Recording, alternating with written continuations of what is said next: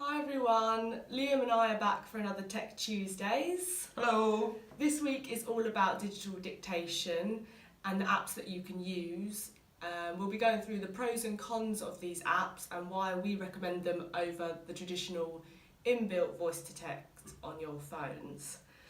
So let's go ahead and ask, what is digital dictation? So, digital dictation in its traditional form is an author doing some dictation, either a dictaphone or using Philips speech mic or Olympus rec mic into a computer, and that file then gets sent either to the cloud or the server or emailed over to a secretary who will then use the corresponding digital dictation software, type it all up, and then send the document back to the author for approval to then be sent out in the post or email. Okay. More recently, we're seeing an increase in the number of people using their phones to dictate. This can be anything from lawyers making lists, writing emails, or doctors replying to patient letters. But what are the risks that come with using your smartphone for dictation, Liam? Well, the main ones will be security. So with Siri, Google Assistant, the chances are that the dictation transcription, so to speak, the voice to text element, isn't taking place on your phone as you see it. The words are actually going off to America outside the EU. Coupled with that, they're not encrypted either. So if there was anyone intercepting, they'd be able to grab the audio and potentially listen back to what you've been saying. So in terms of security, yeah, that's not great by any stretch of the imagination.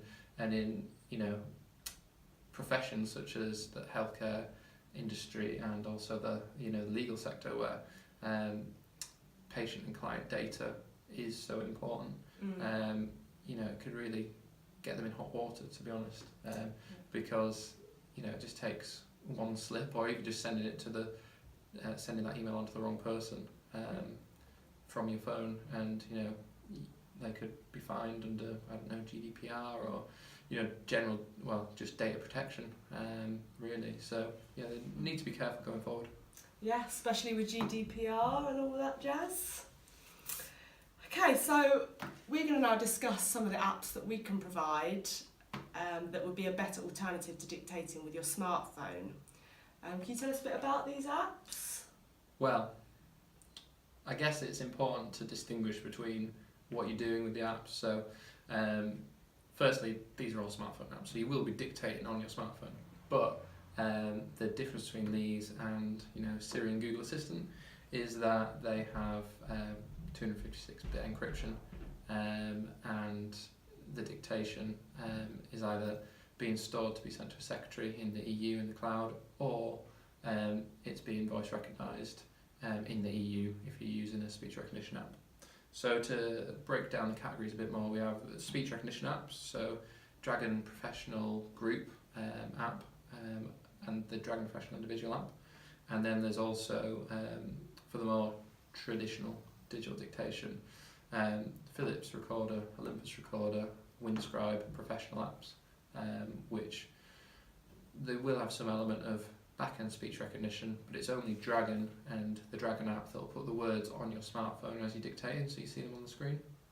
With that app, you can then either reply to an email or attach a Word document if you've got a document creation app on your phone like Microsoft Word, and then send that over to yourself or send it on to a secretary.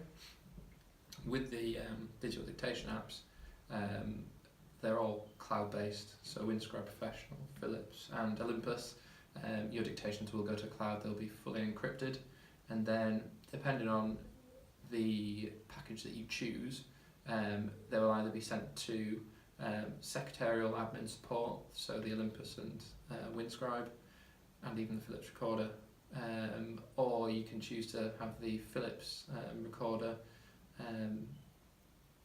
send your dictations over to a Philips transcription pool, which means that they'll be they'll be transcribed by humans, so to speak, but they won't necessarily be in your office. They'll be in the Philips outsourced typing office, which is based in Europe. And with Philips as well, you can also send it to back-end speech recognition, whereby your dictation will get speech recognised and you'll receive a text document or a Word document back, with your dictation, and then you just have corrections to make. Windscribe also allows speech recognition, back-end speech recognition, whereby you would send your dictation up to the on-demand servers, and I believe it's Dragon version 14 that does the speech-to-text element, and then your secretary will then get the dictation with the Word document attached to then go through and correct and then send back to you to approve. So how do these apps become available then, Liam? Are they paid for? Yeah, so these apps are paid for services. They're normally a per user per annum subscription, so 12-month subscription, and the subscription element of it and for the app basically gives you the peace of mind that A, the apps and your digital dictation is encrypted, and B, that any speech recognition that happens and the cloud servers, they're all based in the EU as well for GDPR compliance. So basically with the apps you're getting security, Yep. flexibility, Yep. and you're cutting out the middleman really, in a sense. Okay, so in terms of flexibility, what advantages does the smartphone app have over the digital voice recorder? Very good question. So, in terms of flexibility over a digital voice recorder, the smartphone will allow you to dictate whilst you're out and about if you've got mobile data or Wi-Fi, whereas with the digital voice recorder, although you can dictate, you'd either have to wait until you're on a laptop to download them and then email them across, or you have to go back to the office so that they would sync up to your server for the secretary to then type.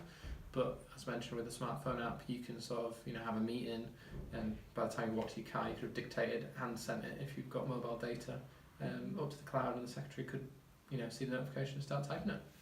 Okay, no brainer really. So that concludes our Tech Tuesdays for this week. If you have any thoughts or comments, be sure to leave them below. If not, just like and share, and we'll see you next week. Bye. Bye.